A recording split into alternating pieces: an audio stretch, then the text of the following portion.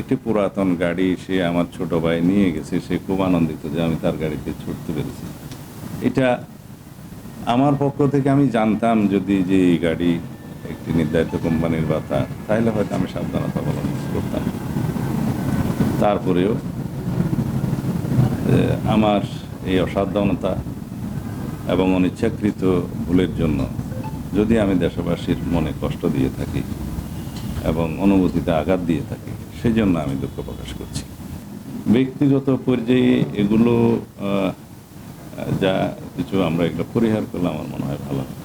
আমি তো 10 বছর ফেসিবাদের রোশনালো পড়ে নির্বাসিত ছিলাম, আয়নাগরে ছিলাম, মৃত্যুর মুখোমুখি ছিলাম। আমাদের তো আর কোনো পরীক্ষা দেওয়ার প্রয়োজন আছে বলে মনে করি না জাতির জন্য। বাকি যে সময়টুকু আল্লাহ রাব্বুল আলামিন দেন জীবনের, সেই সময়টা এই জাতির জন্য, এই দেশের জন্য, মানুষের জন্য আমরা ব্যয় করতে চাই।